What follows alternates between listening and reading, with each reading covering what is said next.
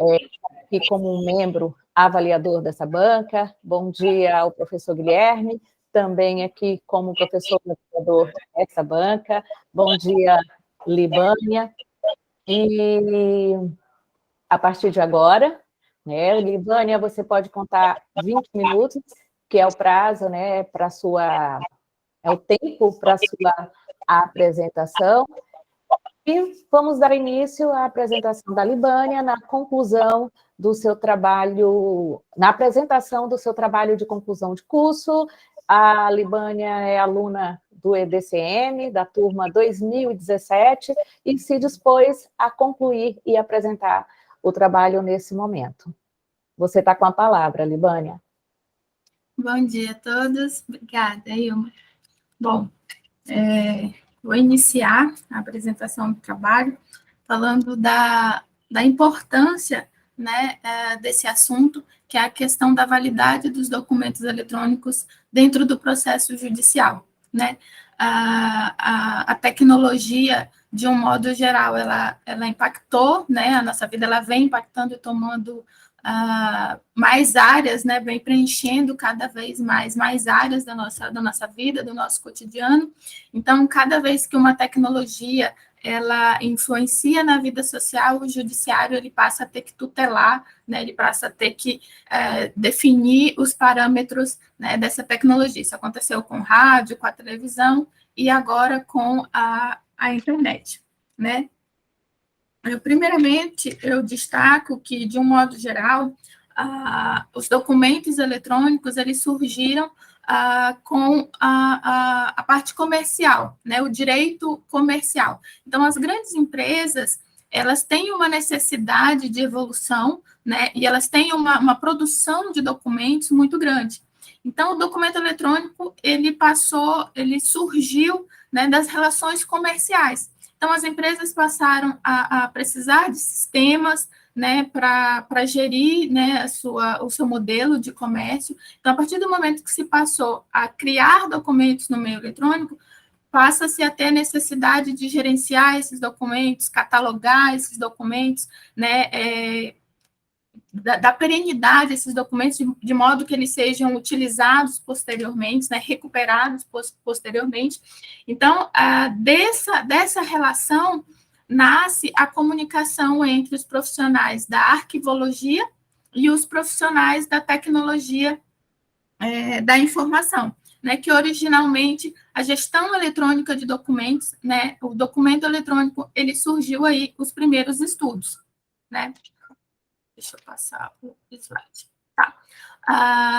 Adentrando a essa contextualização que eu comecei, né, então, essa relação dos documentos eletrônicos, ela surgiu no ano de 1960, né, no Canadá. Então, lá foi os primeiros indícios dessa necessidade de se discutir, de se falar sobre esses documentos que são criados dentro do meio eletrônico, né, e a Associação dos Arquivistas Canadenses, ela foi fundada, né, em 1960, só que a gente observa que essa área do eletrônico, ela é uma área muito mais imediatista.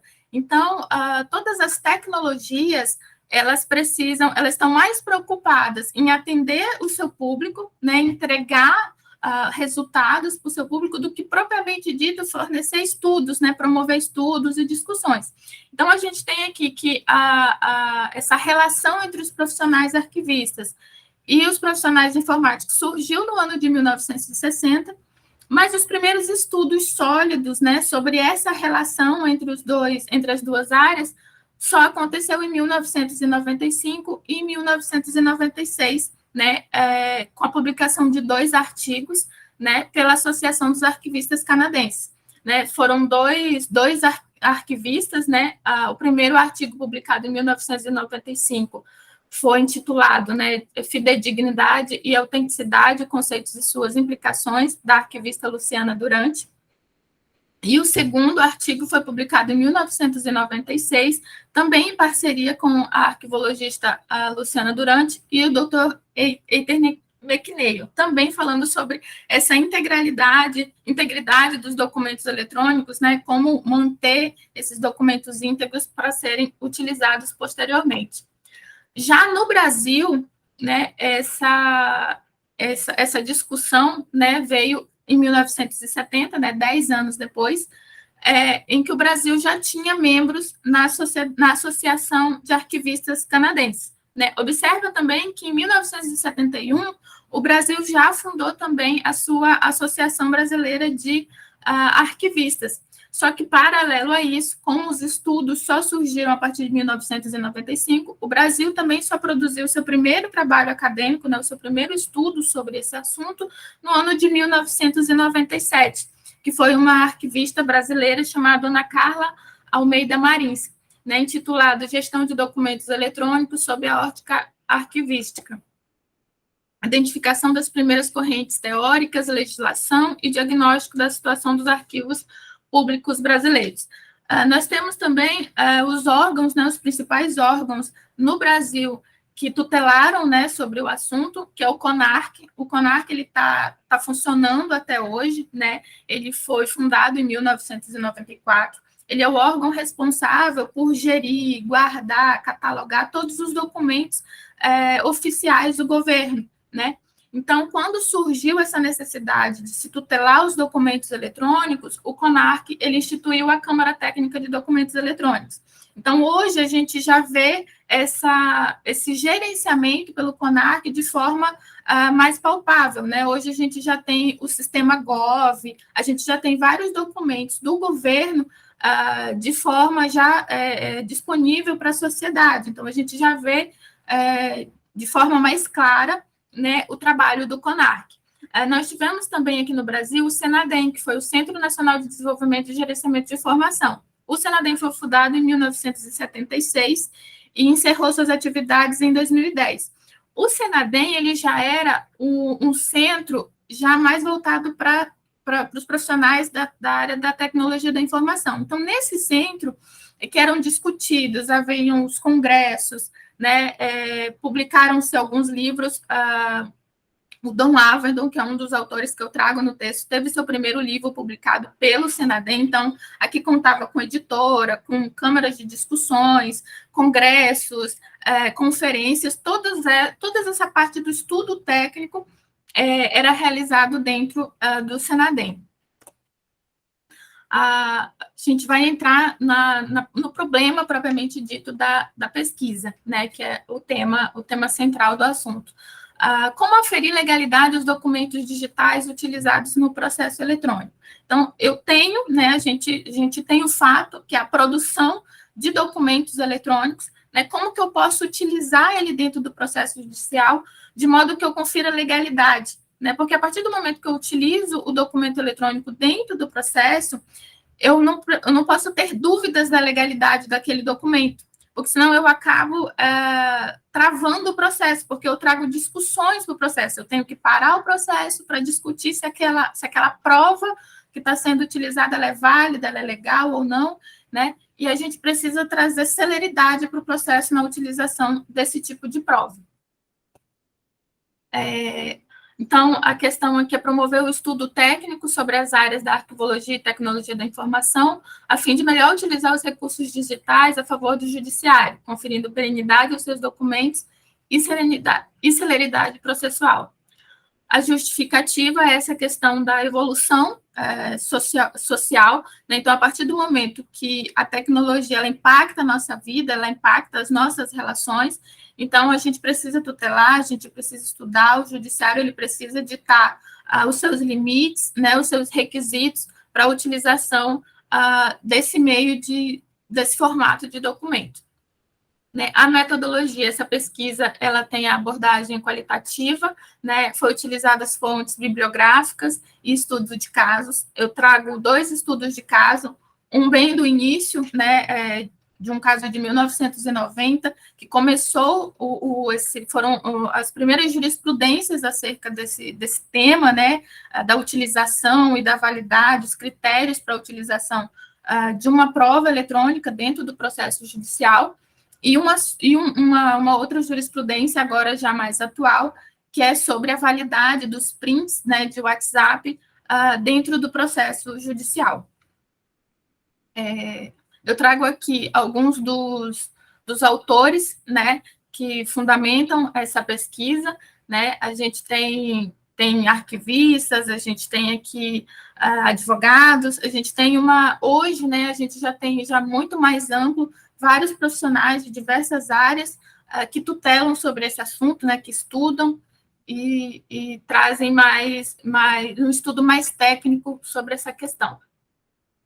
Já entrando na fundamentação teórica, né, o gerenciamento eletrônico de documentos, eu trouxe dois conceitos, um conceito mais amplo, né, do tema, que é pelo Fernando Parreiras, que ele é um arquivista, e o Dom Avedon, que ele já é um profissional da tecnologia da informação. A gente vai comparar esses dois conceitos para a gente ver a evolução, né, desse tema. Né? O Fernando Parreiras, ele conceitua como um conjunto de tecnologias que permite o gerenciamento de documentos de forma digital, tais como os documentos que podem ser das mais variadas origens e mídias, como papel, microfilme, som, imagem, e mesmo os arquivos já criados na forma digital.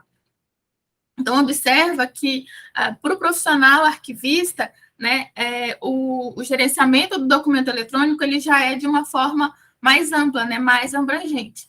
Já da ótica de um profissional da tecnologia da informação, a gente já vê pontos mais técnicos. Né? Para o Dom Avedon, se trata de uma configuração de equipamentos e softwares que normalmente de recursos de telecomunicações baseada em computador e automatizada que armazena e gerencia imagens e seus índices que podem ser lidos por máquinas e processadas por computador para sua recuperação. Ou seja, aqui a gente vê que o profissional da tecnologia da informação ele já está mais preocupado com todas as etapas desse gerenciamento do documento. Né? Então, ele está preocupado com a sua criação, né, com a sua autenticidade, ele está preocupado com a sua guarda e com a sua recuperação, com a sua utilização posteriormente.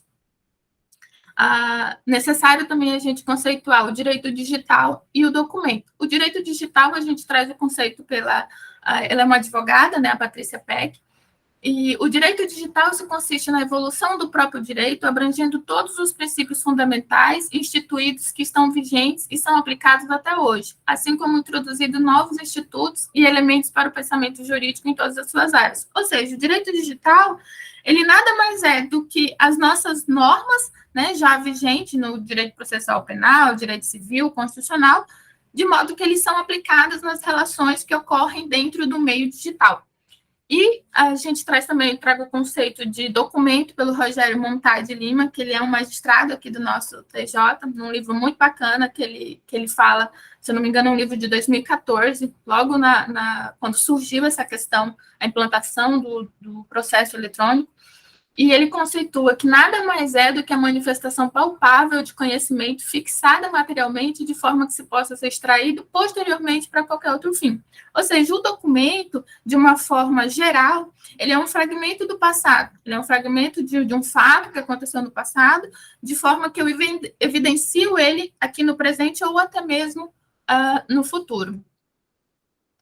A previsão legal, né, para a utilização da prova, né, do documento eletrônico dentro do meio digital está no artigo 5º, né, inciso 56 da Constituição, que diz: são inadmissíveis no processo as provas obtidas por meios ilícitos. Ou seja, eu posso utilizar no processo judicial qualquer prova, né, som, imagem, não importa o meio que ela veio, desde que ela tenha sido obtida dentro das diretrizes legais. Quais são os requisitos, né, para a utilização de um documento eletrônico, né, de uma prova eletrônica dentro do processo judicial? O Antônio Marques ele traz esses três requisitos, né, de uma forma bem sucinta. Autenticidade, então eu preciso saber quem que é o autor, né, quem produziu aquele documento, né, de onde é que ele veio, onde aquele documento eletrônico nasceu, né? A integridade. Então, aquele documento ele precisa ter uma cadeia de evidências lógica. Então, eu preciso saber onde ele surgiu, por quais meios ele passou, se ele foi transformado, se ele foi editado. E eu preciso ter a perenidade do conteúdo, ou seja, eu tenho que conseguir utilizar ele, né? Não só no tempo presente, mas eu também tenho que conseguir utilizar ele no futuro, né? Ele precisa ser confiável, né? Para que eu possa utilizar ele dentro do processo. No Brasil, nós temos o meio, né, mais comum de validação do documento eletrônico é o certificado digital e a assinatura digital. O órgão certificador, né, nacional no Brasil é o ICP Brasil, né, que ele utiliza chaves simétricas ou privadas e as chaves assimétricas públicas. As chaves assimétricas são as chaves utilizadas pelos nossos certificados digitais, né? Eu creio que todo mundo, todos os servidores do TJ, a maioria pelo menos, tem um token, né, o certificado digital, que é a utilização dessa tecnologia. Então, é utilizada a criptografia, né, a fragmentação de caracteres, né, de modo que a gente confere a identidade de quem está assinando, de quem está manuseando aquele documento.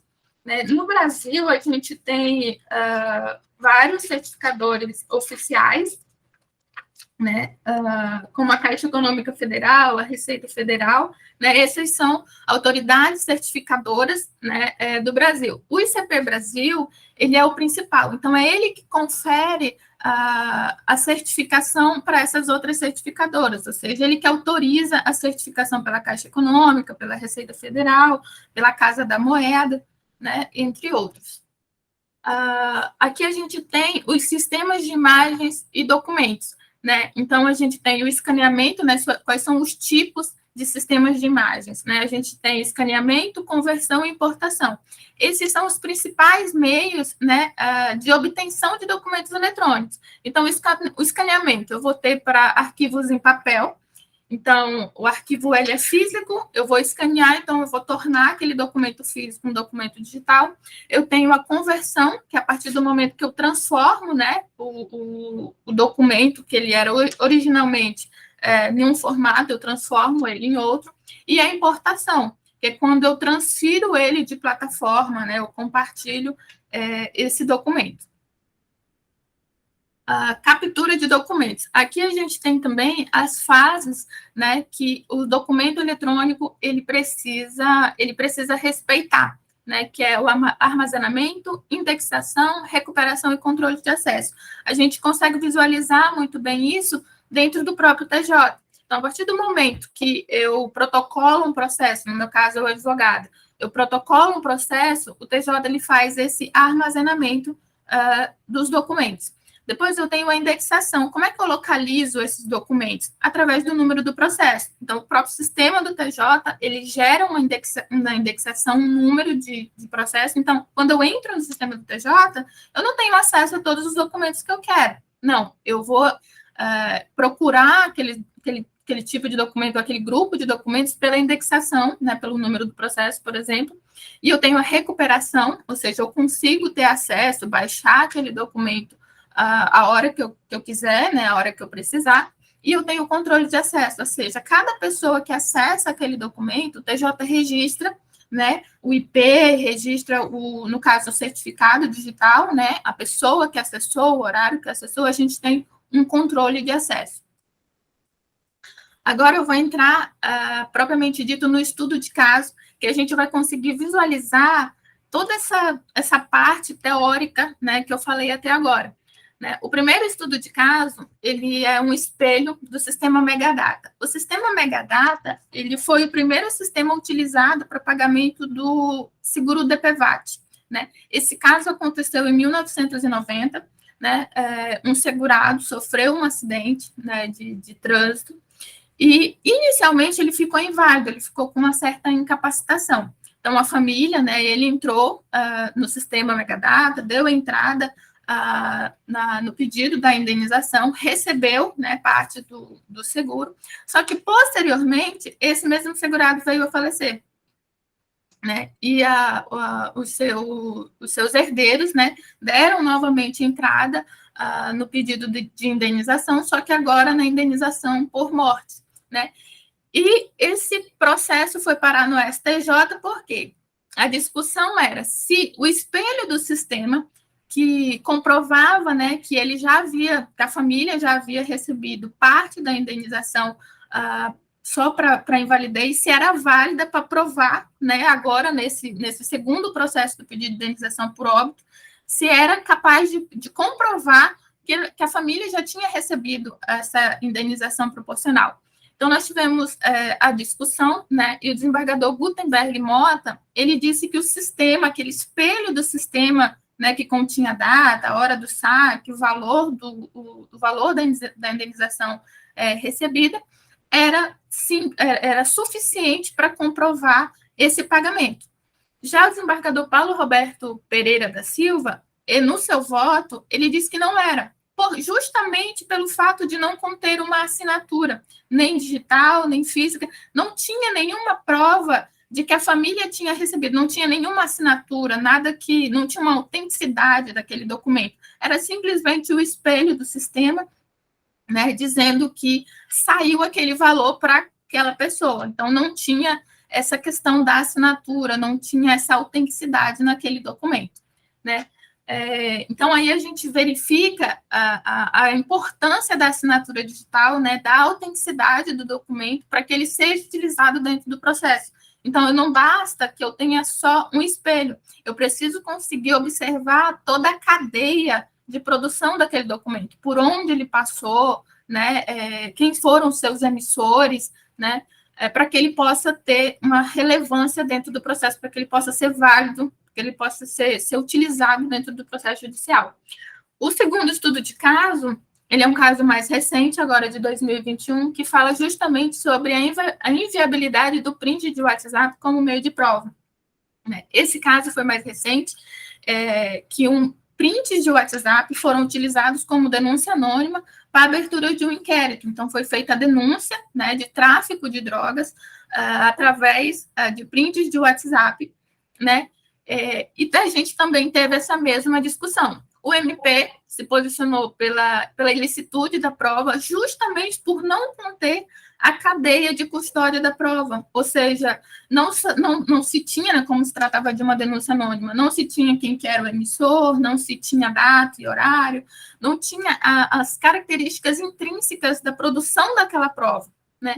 E já o ministro Olindo Menezes, ele já votou pela licitude da prova com base nas demais provas, ou seja, ele diz o seguinte, mas a partir da abertura do inquérito, foi-se apurados outras provas que caracterizaram o ilícito, né? Então, a condenação, o crime não está baseado somente naquela prova do WhatsApp.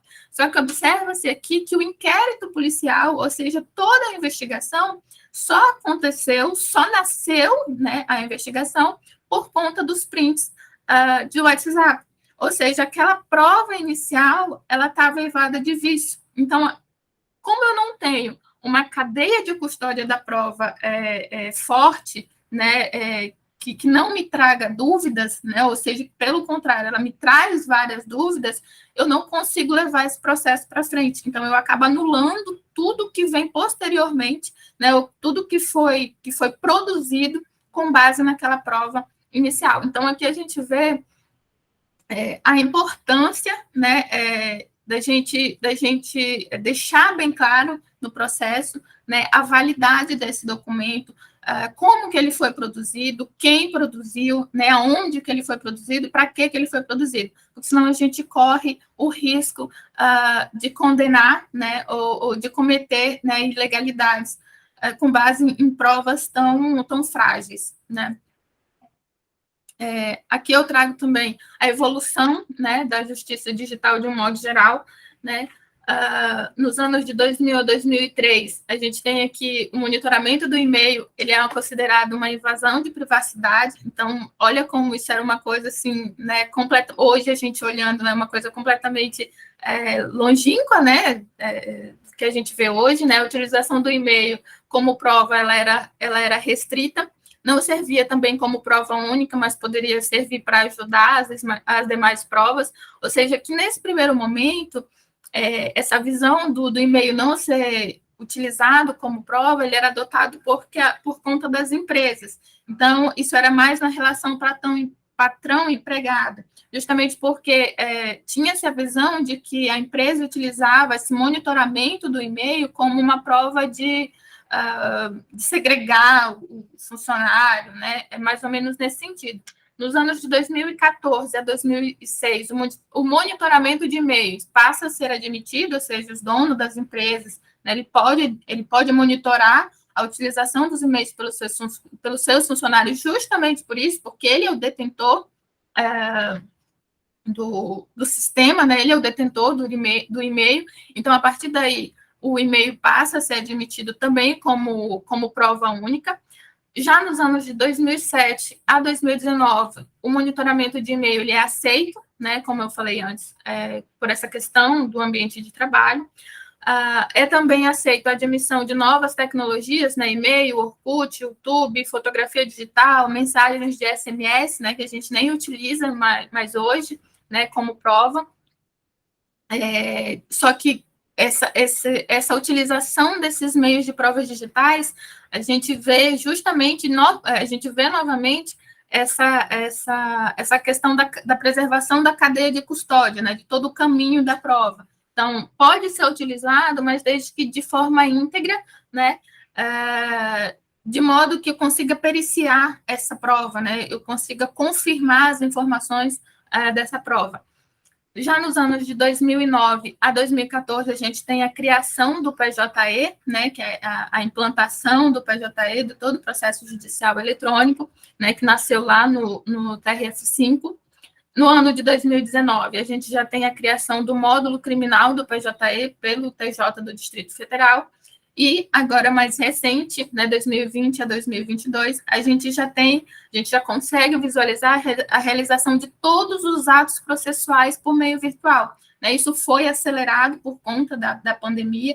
Então, particularmente, eu tive ações em que a citação foi feita pelo WhatsApp, né? Então, a citação para uma ação judicial foi feita pelo WhatsApp, né? A audiência, tudo é feito. Hoje, a gente já consegue mover um processo desde o seu início até o seu final, até o seu trânsito em julgado, exclusivamente pelo meio digital.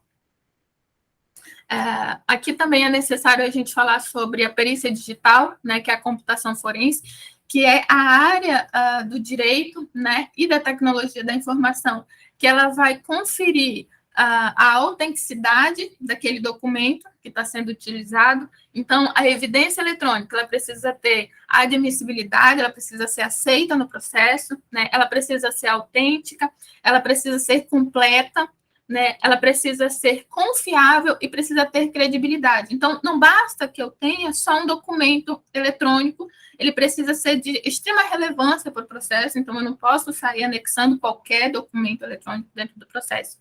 Né? E aqui também a gente vai ter a fraude eletrônica. Então, aqui a Patrícia, ela elenca dois tipos de fraude, né? A fraude interna e a fraude externa. A fraude interna é aquela que ocorre dentro do próprio sistema, dentro dos servidores daquele próprio sistema. Por exemplo, o TJ. Né? Então, a fraude interna seria aquela fraude causada por uma pessoa que tem um livre acesso interno àquele sistema, né? Aquele documento, a produção daquele documento. E a fraude externa, a gente vê, propriamente dito, essa questão dos estelionatos, né? Que são as fraudes que a gente vê externa ao sistema. Então, são pessoas que capturam ilegalmente dados, né, das pessoas, oferecem, né, oferecem vantagens, e essa gama de crimes cibernéticos que a gente tem visto hoje. Direito comparado. Nós temos o direito português e o direito italiano. O direito português, hoje, ele é o direito mais avançado nessa questão da prova digital, né, do documento eletrônico. Então, ele foi o país pioneiro a estudar, a tutelar, a fazer legislações, né, sobre esse tema. Desculpa. E a sua principal legislação, né, são esses dois decretos que para conferir legalidade, né, conferir validade a um documento eletrônico, eles precisam da assinatura digital. E, não diferente disso, no direito italiano, a gente tem essa mesma visão. Então, lá fora, né, para você conferir validade para um documento eletrônico, ele precisa ter a sua assinatura digital. Ou seja, a gente consegue visualizar essa importância da gente ter a autenticidade daquele documento, né? Quem é que está emitindo aquele documento? Por que está emitindo aquele documento? Quando que foi emitido aquele documento? Agora eu já entro nas considerações finais, né? Então, assim, após essa pesquisa, o que eu observei? Que nada mais, né, por mais que o judiciário, né, que os legisladores, eles estão sempre em constante evolução nessa questão, por mais que está sempre procurando, né, adaptar as legislações para aplicar nessas questões da tecnologia, né, nessas questões do direito digital, a gente só vai conseguir mesmo aplicar de uma forma mais eficaz no caso concreto, né? Então, eu só consigo aplicar o direito propriamente dito, como foi o caso dessa questão do WhatsApp, quando chega o caso concreto. Então, como que eu vou definir a utilização de um meio de prova eletrônica dentro do processo judicial? Eu vou pautar pela boa-fé. Então, o legislador, o judiciário, esse vai ser o norte dele, vai pautar pela boa-fé, né, e pela seguridade, né, e pelas características de autenticidade daquele documento. Então, não adianta, né, criar um monte de leis, não vai adiantar, isso não vai ser o norte, né, a aplicação, né, dessa questão, dessa validade, vai ser sempre conferida conforme as situações forem ocorrendo. E eu acho que é só. Sendo assim, né, esse estudo da tecnologia, ele não tem um ponto final, né? Na verdade, ele só vai ganhar novos capítulos conforme a nossa sociedade, né, tecnológica for evoluindo. E assim eu encerro a apresentação. Eu deixo aqui algumas das referências bibliográficas do tema. Devolvo a palavra, Ilma. Então, Libânia, parabéns pela apresentação. Né? Assim, ela seguiu, né, minuciosamente o protocolo de apresentação, né, de um TCC, né, de uma pesquisa científica com os seus resultados. Parabéns pela apresentação. Né? Estando nesse momento figurando como sua orientadora, então eu passo a palavra aos membros da banca que farão a primeira avaliação. Você, Absolom, e logo na sequência, o professor Guilherme.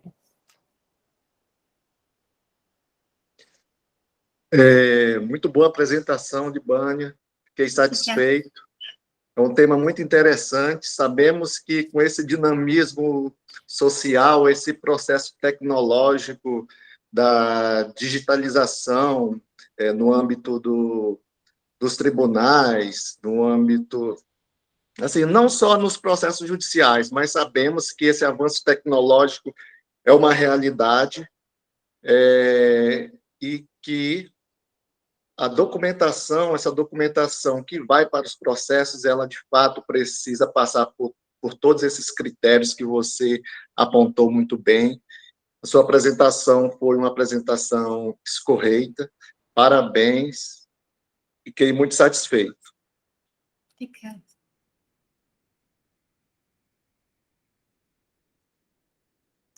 Obrigada, professor Absolom. Professor Guilherme, na sequência, por favor. Obrigado, professora Ilma.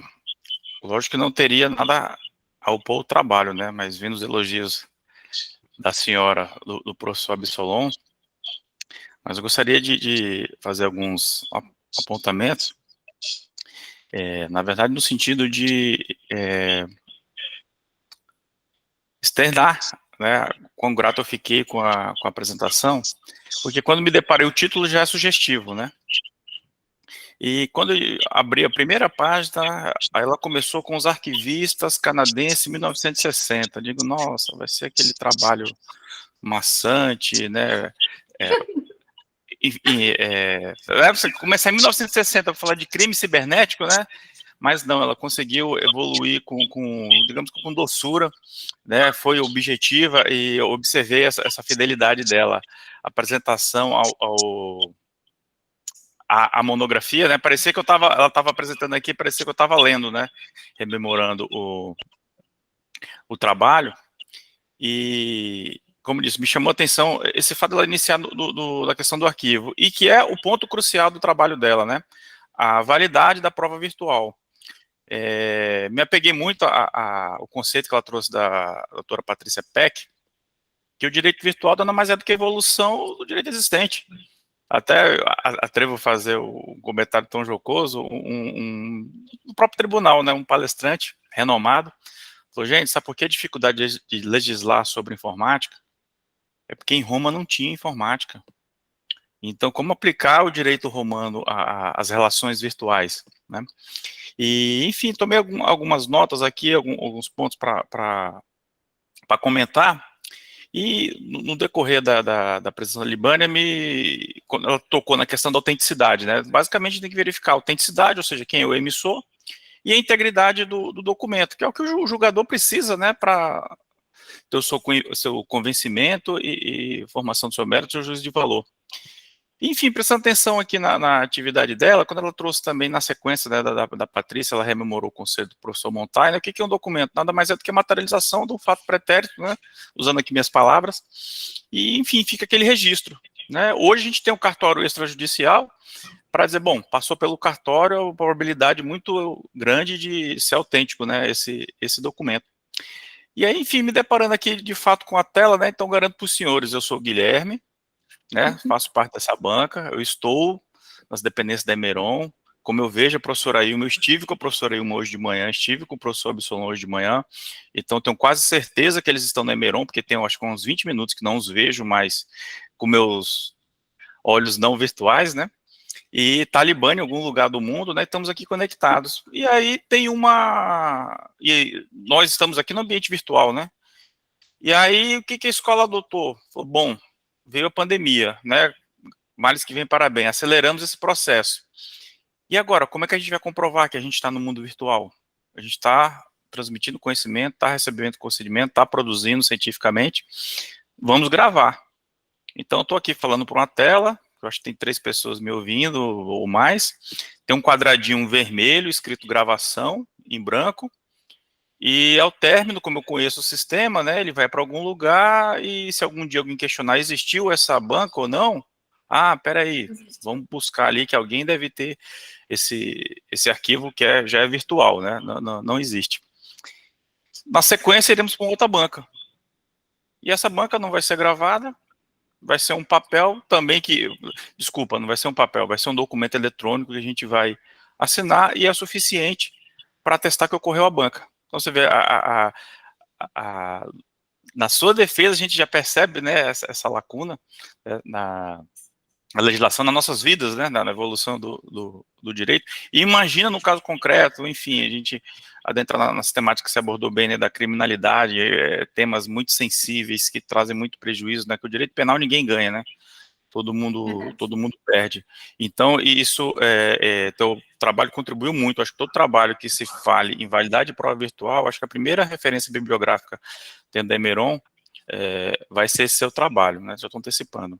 E aí eu te faço nem um questionamento, mas uma provocação, professora, talvez ela não responda agora, ou nas considerações finais, e você trouxe, né, nas suas considerações, a lacuna existente entre a legislação e o mundo virtual, né, é óbvio, né, quem burla a legislação está sempre à frente da legislação, e o mundo eletrônico, digamos assim, literalmente agora estamos em 8 bilhões de pessoas, devem ter lá metade do mundo lá pensando, produzindo conhecimento virtual, enquanto a gente está parado aqui discutindo esse tema. E aí, a provocação é, o nosso legislador, de fato, ele não consegue acompanhar a evolução, ou nosso legislador, ele está realmente aquém do que deveria? A gente observa em países mais desenvolvidos, né, que mesmo com aquela legislação mais acurada, tem dificuldade, né, em comprovar o delito. Mas a nossa legislação, até você fez uma crítica, né? Olha, a gente não precisa importar a legislação, que a gente já tem a nossa, né? Você citou o MP de 2001, está vigente, né? Então a gente não precisa importar, mas está nas suas considerações essa lacuna. E aí, eu resumo, de fato, o legislador que não consegue acompanhar o desenvolvimento, ou de fato o legislador ele precisa, né, olhar com mais carinho, digamos assim, ao direito virtual. Desculpe ela pela extensão, professora Ailma, mas não me contive, foi muito boa o trabalho, a gente, né, ela defendendo aqui, a gente...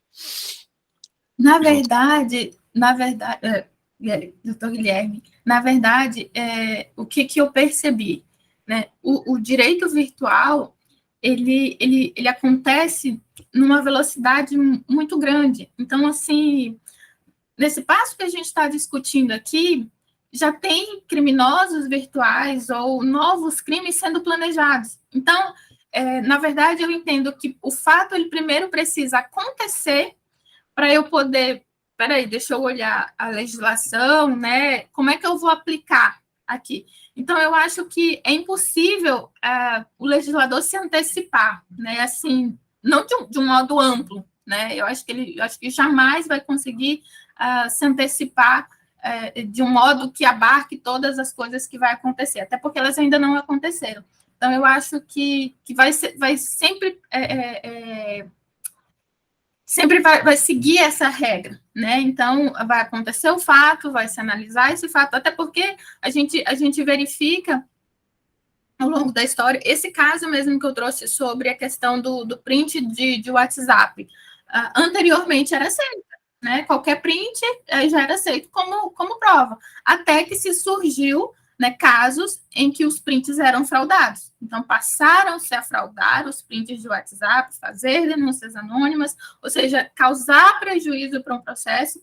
Então, o juiz, né, o legislador, ele passou, opa, não dá para eu aceitar qualquer print de WhatsApp, né? Então, eu preciso primeiro visualizar a autenticidade, né, desse documento, né, onde que ele foi produzido, se ele realmente não tem nenhuma alteração, né, se ele não foi fraudado, se ele não foi burlado, para eu poder utilizar ele. Então, eu creio que sempre primeiro precisa acontecer o fato, para depois aplicar o direito a ele.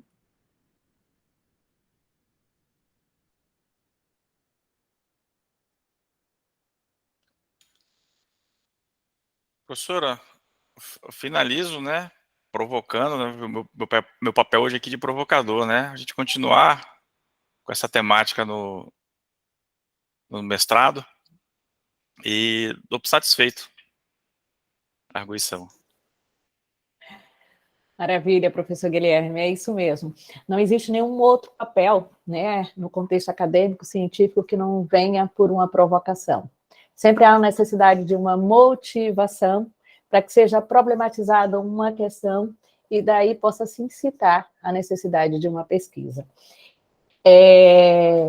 A Libânia, ela percorreu um caminho fidedigno entre o que ela escreveu e o que ela se preparou para apresentar aqui. Então, parabéns, Libânia, por essa apresentação. Tá? Você utilizou todos os recursos e todos os procedimentos, né, necessários no que diz respeito a uma apresentação de um trabalho de conclusão de curso como esse. Quanto ao tema, para mim, é impossível separar, né, o papel do julgador, do processo de formação dele quanto julgador. Né? Porque eu atuo dentro de uma escola da magistratura, né, que constrói conhecimento com os magistrados e para os magistrados. Portanto, esse tema, ele é de tamanha importância, né? O que falar hoje, né, desprendido da tecnologia, do que é digital? Você trouxe em sua fala a questão da pandemia, né?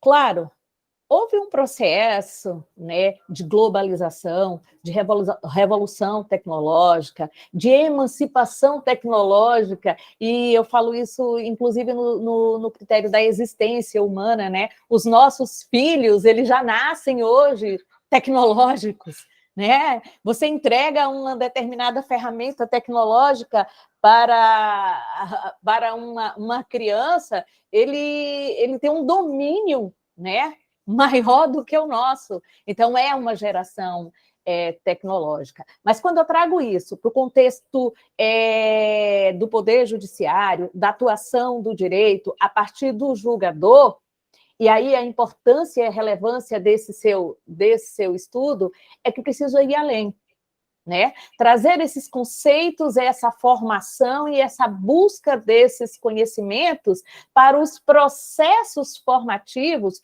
dos julgadores. Ela trouxe uma coisa bem interessante, né? Que a União Europeia, no que diz respeito à produção, né, de ferramentas para atuação jurídica, ela está sempre à frente, né? Está sempre à frente. E aí, como o nosso modelo educador é um modelo, digamos assim, adotado, né, da modelagem europeia, é necessário pensar, e talvez seja isso uma das questões que você colocou muito bem lá nas suas considerações finais. Não tem um ponto final, né? Primeiro porque nenhuma verdade é absoluta, muito pelo contrário, né? É nosso papel contestar o tempo todo a verdade e o que está predisposto. E toda a produção científica, em algum momento, ou até mesmo imediatamente, né, como é o movimento da tecnologia hoje, pode ser refutado.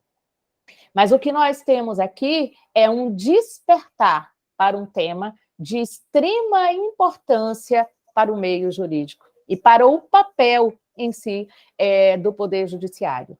E a provocação, que também, quanto educadora e quanto professora, eu deixo para você, Libânia, é que aprofunde esses estudos por meio de um mestrado.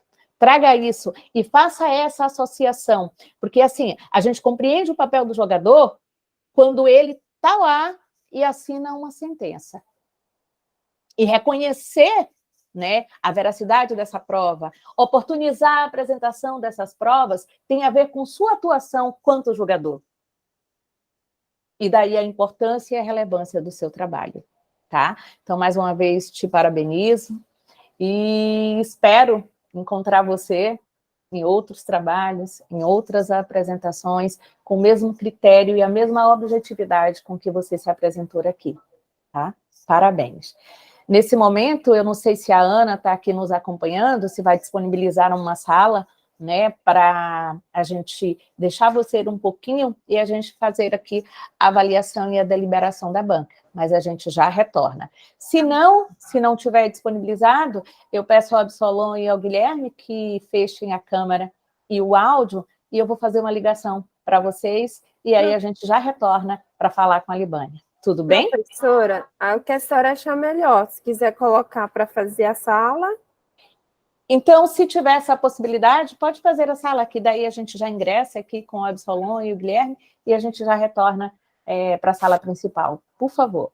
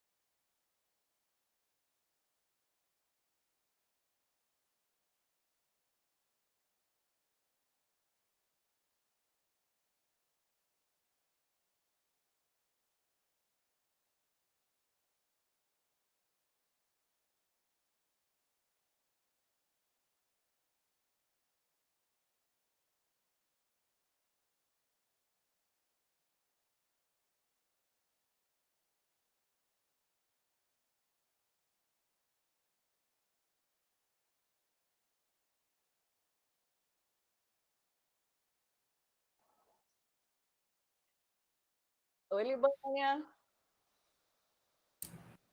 Oi. Estamos aqui de volta. Cadê o professor Absolom? Apareceu. Pronto, voltou o professor. Então, finalizando, né, a apresentação do teu trabalho, essa banca se reuniu e deliberou que você foi aprovada, sem ressalva, com a nota máxima. 10 para você. Obrigada. Parabéns pelo trabalho. Tá? Parabéns. Ficamos muito felizes como você foi fidedigna com aquilo que você escreveu, que você apresentou, com o seu critério, né, utilizado durante toda a sua apresentação. Então, assim, ficamos muito satisfeitos, tá?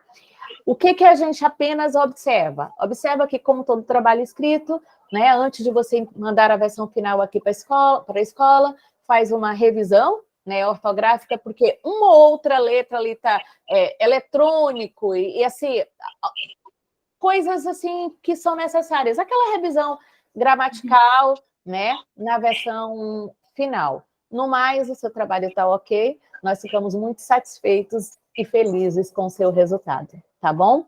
Obrigada, Libânia. Obrigada, Absolom, professor Absolom. Obrigado, professor Guilherme.